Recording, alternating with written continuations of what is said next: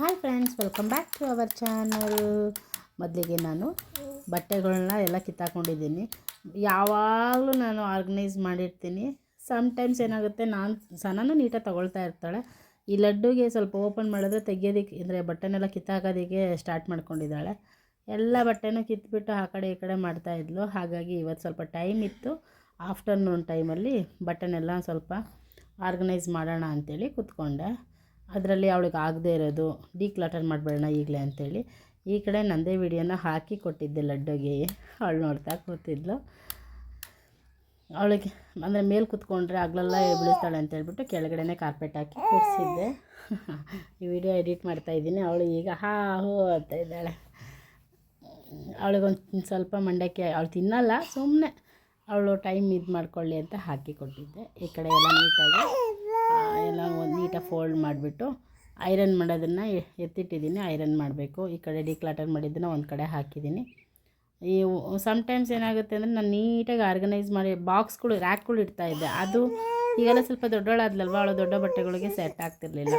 ಪಾಪುಗೆ ಮಾತ್ರ ರ್ಯಾಕ್ಸ್ ಮಾಡಿಬಿಟ್ಟು ಇವಳಿಗೆ ಈ ಥರ ಕಬೋರ್ಡಲ್ಲಿ ಒಂದು ಪೋರ್ಷನ್ನ ನೀಟಾಗಿ ಒಂದು ಸ್ವಲ್ಪ ವಿನೆಗರ್ ಹಾಕಿ ಅದನ್ನು ಒರೆಸ್ಬಿಟ್ಟು ಒಂದು ಡ್ರೈ ಕ್ಲಾತಲ್ಲಿ ಒರೆಸಿ ಸ್ವಲ್ಪ ಹೊತ್ತು ಡ್ರೈ ಆಗೋದಕ್ಕೆ ಬಿಟ್ಟು ಡ್ರೈ ಆಗೋದಕ್ಕೆ ನೋಡೋದಕ್ಕೆ ಎಷ್ಟು ಆರ್ಗನೈಸ್ ಮಾಡಿದ್ದೀನಿ. ನೋಡೋದಕ್ಕೆ ಟಿ ಶರ್ಟ್ಸ್ ಎಲ್ಲ ಟೈಮ್ ಹಿಡೀತು.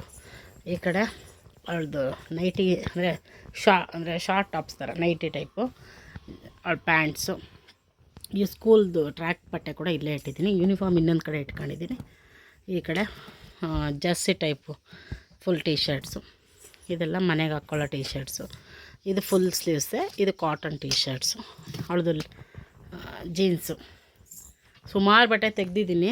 ಅಲ್ಲಿ ಸ್ವಲ್ಪ ಅವಳದು ಸುಮ್ಮನೆ ಶೇಡಾಗಿರೋದು ಆಗದೆ ಇರೋದೆಲ್ಲ ರಿಮೂವ್ ಮಾಡಿದೆ. ಇದೆಲ್ಲ ಏನು ನಾನು ಜೋಡ್ಸೋಕೆ ಹೋಗಿ ನೋಡಿ ಇಲ್ಲಿ ನಾನು ಮಾಡ್ತಾಯಿದ್ರೆ ಕಿತ್ತಾಗ್ತಾಯಿದ್ದೆ.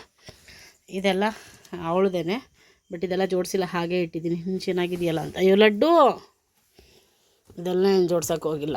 ನಾನೀಗ ಒಂದು ಕಡೆ ಮಾಡ್ತಿದ್ರೆ ಇವಳೊಂದು ಕಡೆ ಕಿತ್ತಾಕ್ತಾಳೆ.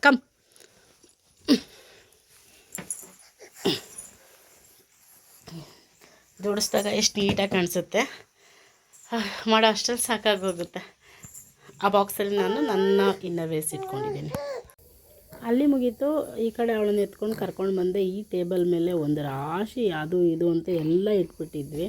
ಹಾಗಾಗಿ ಫಸ್ಟ್ ಅವಳನ್ನು ಮಲಗಿಸ್ಬಿಟ್ಟು ಇದನ್ನು ಮಾಡೋಣ ಅಂಥೇಳಿ ಅವಳು ಮಲಗಿಸಿದ ಆದಮೇಲೆ ಆದಷ್ಟು ಇಲ್ಲಿ ಬೇಡವಾಗಿದ್ದೆಲ್ಲ ತೆಗೆದು ಆ ಐಟಮ್ನ ಆ ಜಾಗಕ್ಕೆ ಎಲ್ಲಿಡಬೇಕು ಅದನ್ನೆಲ್ಲ ಇಟ್ಟು, ಈ ಬಾಕ್ಸಲ್ಲಿ ಇನ್ನೂ ಸ್ವಲ್ಪ ರಿಮೂವ್ ಮಾಡಬೇಕಿತ್ತು. ನಂಗೆ ಟೈಮ್ ಇರಲಿಲ್ಲ, ಹಾಗಾಗಿ ಅದು ಅಲ್ಲೇ ಇಟ್ಟು ಮತ್ತು ವೀಡಿಯೋನ ಕಂಟಿನ್ಯೂ ಮಾಡೋಕ್ಕಾಗಲಿಲ್ಲ. ಇದು ನೆಕ್ಸ್ಟ್ ಡೇ ಬೆಳಗ್ಗೆ ಬ್ರೇಕ್ಫಾಸ್ಟಿಗೆ ದೋಸೆ ಮಾಡಿದ್ದೆ. ಆ ದೋಸೆ ಮಾಡಿದ್ದು ಫುಲ್ ವೀಡಿಯೋ ಏನಿಲ್ಲ, ಒಂದು ದೋಸೆ ಮಾತ್ರ ಹಾಕಿದ್ದು ವೀಡಿಯೋನ.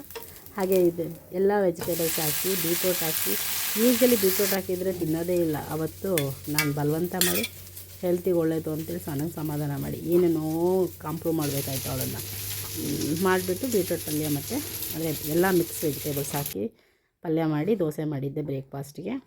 ನಂತರ ಇದು ಆವತ್ತಿನ ಸಂಜೆ ವಡೆ ಮಾಡಬೇಕು. ನನಗೆ ವಡೆ ತಿನ್ನಬೇಕು ಅಂತ ಆಸೆ ಆಗಿತ್ತು. ಬರೀ ಕಡಲೆಬೇಳೆ ವಡೆ ಮಾಡಿದರೆ ಇವರಿಬ್ಬರು ಅಷ್ಟಾಗಿ ಇಷ್ಟಪಟ್ಟು ತಿನ್ನಲ್ಲ. ಹಾಗಾಗಿ ಸ್ವಲ್ಪ ಅಕ್ಕಿನೂ ಉದ್ದಿನಬೇಳೆ ಎಲ್ಲ ನೆನೆಸಿ ನೀಟಾಗಿ 5ರಿಂದ 6 ಸರಿ ವಾಶ್ ಮಾಡಿ ವಡೆ ಮಾಡಿದ್ದೆ. ಆ ವಡೆ ಮಾಡಿದ್ಮೇಲೆ ವೀಡಿಯೋ ಮಾಡ್ಕೊಂಡಿದ್ದೆ, ಆ ಕ್ಲಿಪ್ಪೇ ಮಿಸ್ ಆಗಿಬಿಟ್ಟಿದೆ. ಹಾಗಾಗಿ ಅಲ್ಲಿಂದ ಮಾತ್ರ ವೀಡಿಯೋ ಮಾಡ್ಕೊಂಡೆ.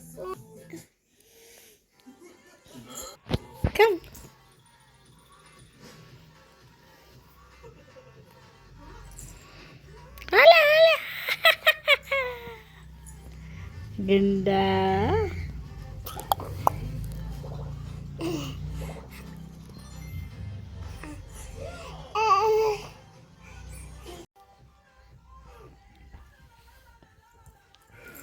ಯಾರಿದು?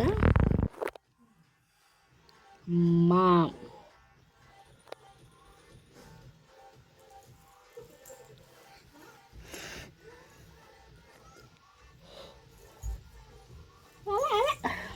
ಕೆಳಗೆ ಹೋಗ್ಬಾರ್ದು. ಒಂದು 50 ಸರಿ ಕೆಳಗೆ ಹೋಗ್ತೀಯ, ಮೇಲೆ ಬರ್ತೀಯ. ಬಿದ್ದು ಪೆಟ್ಟು ಮಾಡ್ಕೊಂಡಿದ್ಯಾ? ಚೊಲ್ಬಿಟ್ರು ಲಡ್ಡು.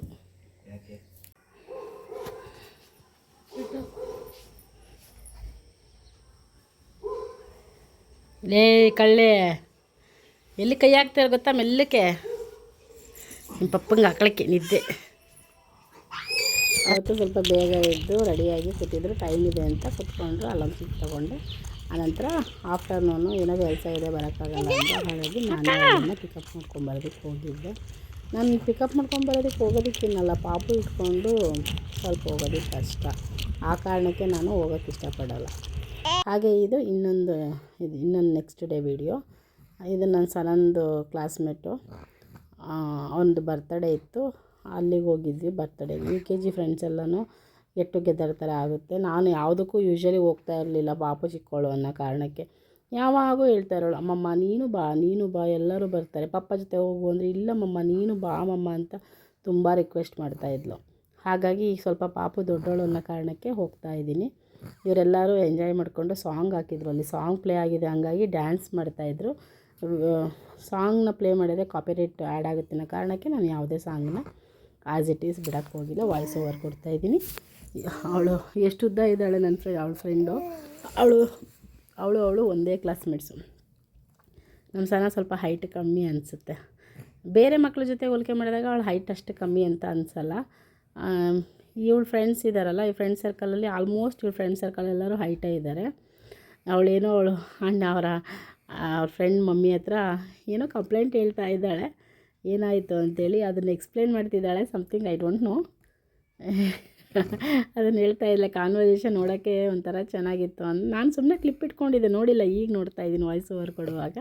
ಯೂಶ್ವಲಿ ವೀಡಿಯೋ ಮಾಡ್ಕೊಳ್ತಾ ಇದ್ದೆ. ಎಲ್ಲ ಪೇರೆಂಟ್ಸು ಅಂದರೆ ಇನ್ನೂ ಯಾರಾದರೂ ಬರಬೇಕು, ಹಾಗಾಗಿ ವೆಯ್ಟಿಂಗಲ್ಲಿದ್ವಿ. ಮಕ್ಕಳೆಲ್ಲ ತುಂಬ ಎಂಜಾಯ್ ಮಾಡಿಕೊಂಡು ಖುಷಿಯಾಗಿ, ಈ ಥರ ಸಮ್ಟೈಮ್ಸು ಎಲ್ಲರೂ ಗೆಟ್ ಟುಗೆದರ್ ಆಗಬೇಕು, ಆವಾಗಲೇ ಮಕ್ಕಳಿಗೂ ಫ್ರೆಂಡ್ಶಿಪ್ ಬಿಲ್ಡ್ ಆಗುತ್ತೆ. ನಾನೇ ಸ್ವಲ್ಪ ಎಲ್ಲರೂ ಗೆಟ್ ಟುಗೆದರ್ ಆಗ್ತಾಯಿರ್ತಾರೆ. ನಾನು ಸ್ವಲ್ಪ ಪಾಪುನ ಹ್ಯಾಂಡ್ಲ್ ಮಾಡೋದು ಕಷ್ಟ ಅನ್ನೋ ಕಾರಣಕ್ಕೆ ಬೇಗ ಮಿಂಗಲ್ ಆಗಿಲ್ಲ ಅಷ್ಟೇ.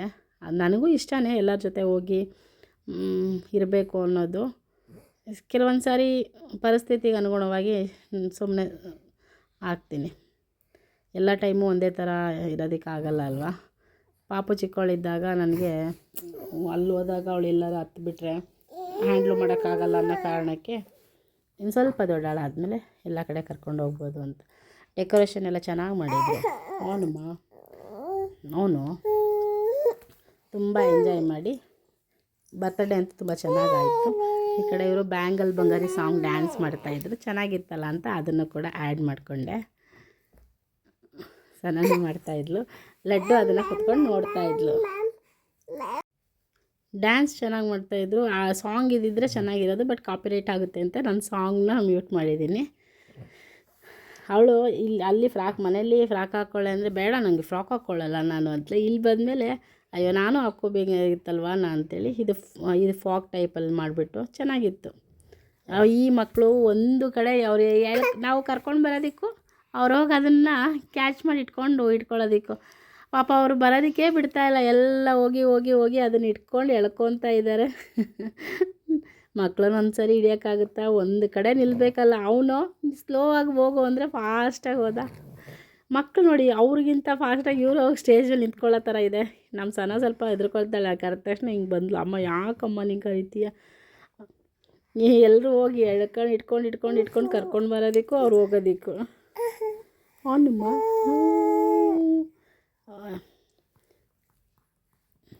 ಈ ಕಡೆ ನಾನು ವಾಯ್ಸ್ ಓವರ್ ಕೊಡ್ತಾಯಿದ್ರೆ ಅವಳು ಯಾಕೋ ಗೊತ್ತಿಲ್ಲ ತುಂಬ ಕಿರಿಕಿರಿ ಮಾಡ್ತಾಯಿದ್ದಾಳೆ.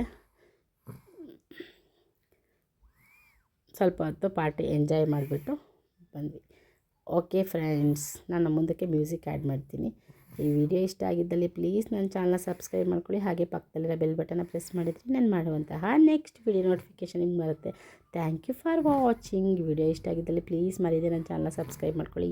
ಪ್ಲೀಸ್ ಒಂದು ಲೈಕ್ ಕೊಡಿ, ಶೇರ್ ಮಾಡಿ, ಕಮೆಂಟ್ ಮಾಡಿ please. Thank you for watching.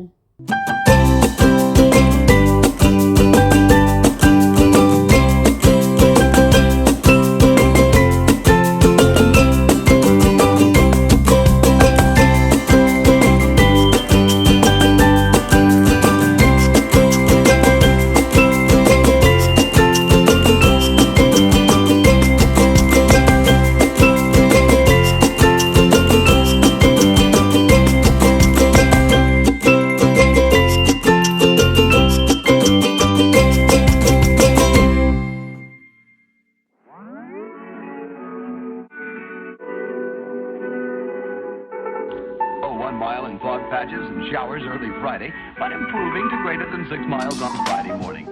Stars shining